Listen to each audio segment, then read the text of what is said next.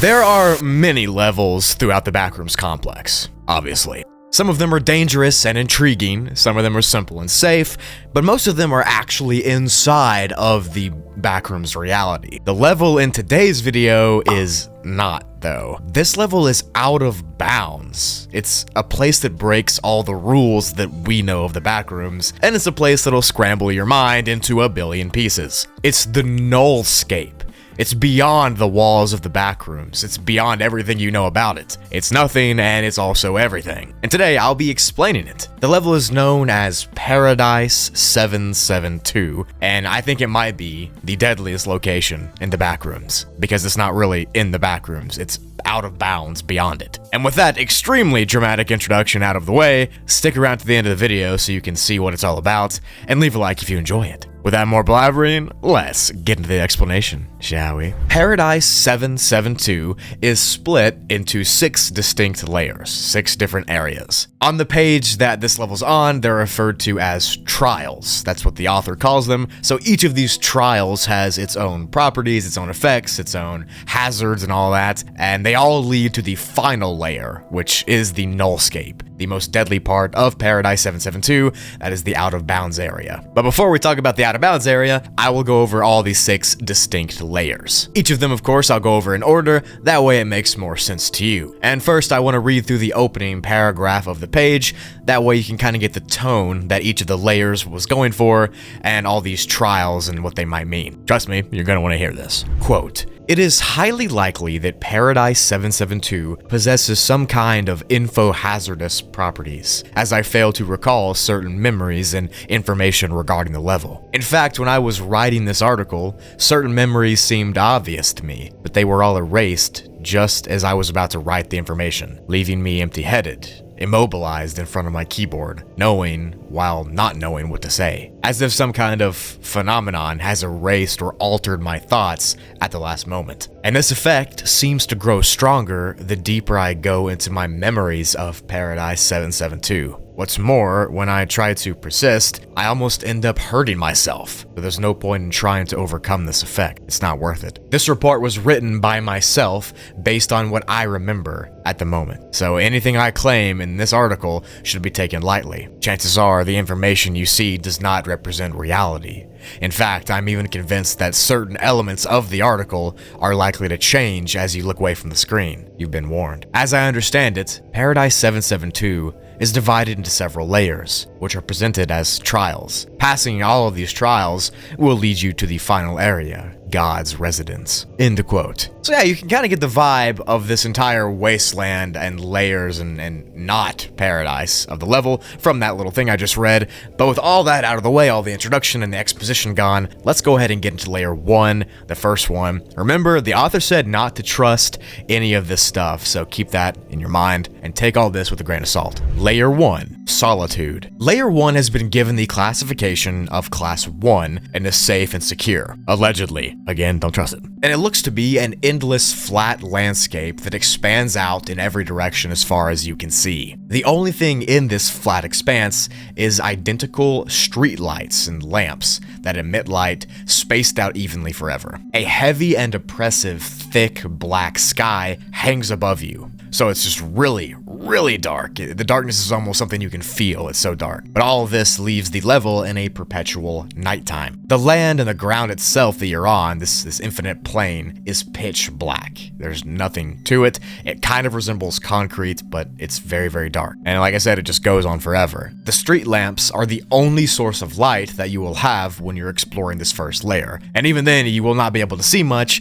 because the lights don't really emit that much light. Actually, they're kind of stupid and useless. The lights themselves are around 4 meters tall, and like I said, they don't really do much, and since they're that tall, the light barely reaches the ground. Thank you so much. I really thank you for helping me out here. On this layer though, rarely, you might encounter an entity that is very weird and kind of unique to this specific layer. Off in the distance, you might see a shadowy humanoid figure standing at the base of the lamp or in the middle of the black expanse of ground beneath you. These entities have no features and they're kind of just a general shape of a shadow and a human put together, and they have not done anything hostile yet, but They look really weird and they might mess up your mind if you let them. So that's it for this first layer. It's just an infinite expanse of darkness with small street lamps, and this is just the beginning. It's already weird, but it is gonna get worse, I promise. Next, of course, is layer 2, which is named Eternum, which is Latin for infinity or forever. This layer has been given a class 4 difficulty, which is a big jump from the first layer. First one was class 1, this is class 4, but this has been given a class 4 for being unsafe and unsecure. The layer takes the appearance of a brightly colored grassy field resembling the countryside of Western Europe. There are 2 old buildings that are made out of bricks and wood in this field, and that's literally it. That's all you can see. When you enter this layer, you'll notice one thing right off the bat though, and this is the thing that makes it strange. Where a sun or a light-emitting thing should be, in its place is a large glowing countdown clock. So there's no sun, just numbers where a sun should be, and there are 4 big red digits where that sun should be. The countdown has been shown to be a cycle, and it causes this layer to be split into several different phases, phases 1 through 4 specifically, each of which is more dangerous than the last. And each of these phases sees this layer get more decayed, more crumbling, darker, and more unstable the further you get into the phases. So phase 1 is pretty normal for a few minutes, and then phase 2 will happen in 3 and 4. Each of them, the layer will get darker and more corrupted. Eventually in phase 4, the field will be very dark, and the grass and the houses will just be outlines, and it'll kind of be stripped from all textures. And at this phase, you'll eventually begin to pass out and kind of slowly faint away once you see what's happening. This fainting is the only way to get to the next layer, so if you want to do that, you gotta deal with it. Sorry. Layer 3 has been named Grief. This has been given a class 0 difficulty. Again, I wouldn't believe that if I were you. They're probably not telling the truth. And this specific sublayer takes the appearance of a vast, expanding ocean that's green, with a small island with a lighthouse on it. When you get sent to this sublayer, you will spawn on this lighthouse island, looking out to the green sea beyond. This green glow that the ocean gives off is contrasted by a very dark and very impressive sky and horizon. The entire level sort of feels like a sensory deprivation chamber. There's no real noise. The water here has a weird chemical makeup, and it's said to taste salty, but not like an ocean salt. Instead, it tastes more like tears. While you sit here on this small island with your little lighthouse and stuff in the middle of this ocean, you'll be able to hear faint whispers echoing from beneath the water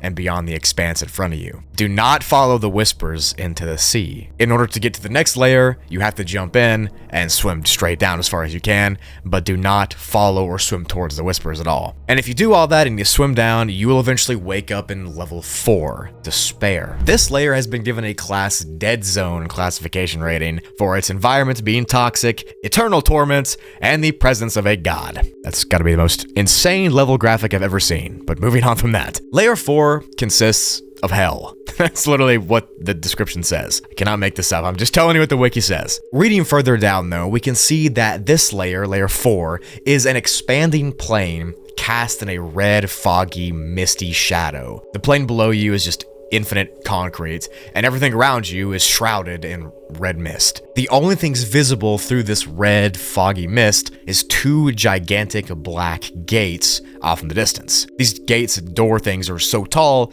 you can't really see the top. They just disappear into that red fog. And the entire level is oppressive. The smell of decay and death is apparent and everywhere, and it'll clog your nose. This red mist is sharp to the touch. It just feels like it's trying to hurt you. And the monolithic black gates in front of you look like the very gates of hell itself. This layer has been described by the author as a slaughterhouse or a death factory. So if that doesn't make you understand how dangerous it is, I can't help you. Sorry. But I want to go ahead and read a short paragraph from this layer to kind of explain more about it. Quote, "Upon arrival, thou shalt not be able to escape the horrors these premises have to offer. A macabre, disgusting, and sinister environment, where the floor and the walls sweat blood, where the deafening noises generated by the heavy machinery echo in all corners. The imposing meat grinders and the giant presses crush chunks of flesh and bones, while the giant blades of the mixers blend it all into vulgar soup of scalding blood, resulting in an atmosphere polluted by blood steam taking the form of a thick red fog covering the hellscape, stinging the eyes as the smell of flesh and blood mix with the toxic smell of iron. As you probably guessed, this is my prototype of hell." So yeah, that sounds like some All Tomorrows type stuff, some Eldritch Horror stuff. Just great. Love that. What am I doing in my life? But yeah, this layer so far is one of the worst.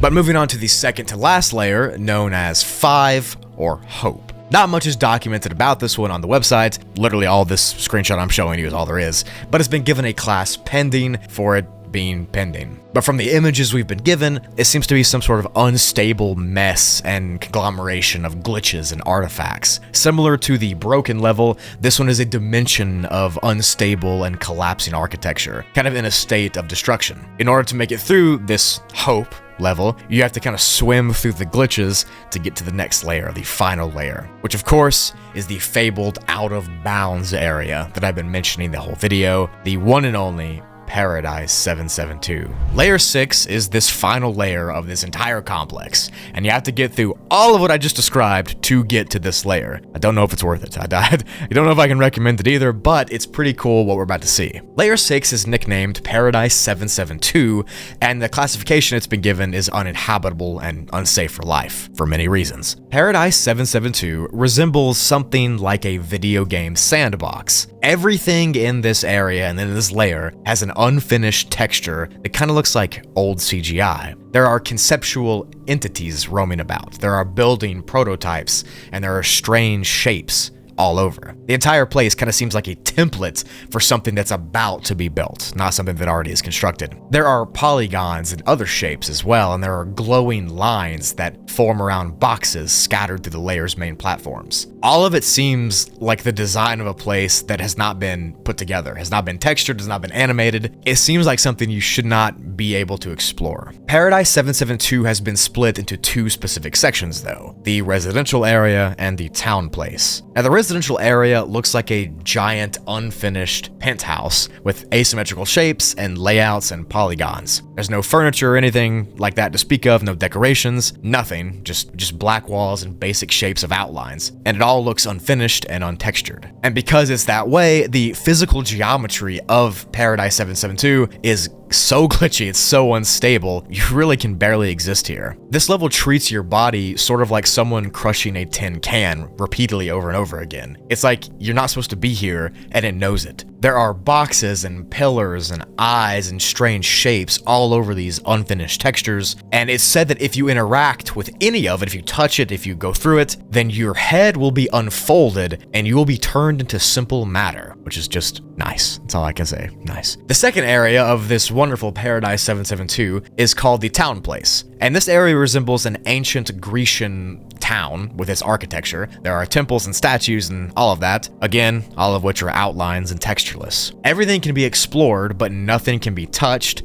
like I said, unless you want to be unfolded and broken down to bits of matter. The rest of the expanse of this paradise takes the appearance of a geometrical grid that this entire place is sitting on. So beyond the town, beyond the residential area, there are mountain ranges of polygons and hills and valleys of shapes and matter. All these other landscapes are just basic lines, basic shapes, and it seems like you're exploring something that is in the middle of being created. Perhaps most strangely though, is an area known as the West Platform. This area is a maze of structures that you might run into off in the expanses of Paradise 772 that looks very eerily similar to level 0, except here there are no textures, there are no buzzing lights, there's no carpet, there's no anything like that. There is just outlines of walls and ceilings and lights that look like level 0. This area is the out of bounds area, the area that you can get to by glitching out of level 0 incorrectly. You're kind of seeing what's behind the curtain, you know what I'm saying? But the entirety of Paradise 772 is so uncanny and unnatural for your human 3D body to be in. Since the entire paradise is made of shapes and geometry, your body here is kind of like Play-Doh being constantly molded and morphed into different shapes and geometries, which means that getting trapped here would mean you're constantly being unfolded and refolded into different shapes and sizes and everything, which is exactly why at the beginning of this video I said that getting trapped here in Paradise 772, here in the nullscape,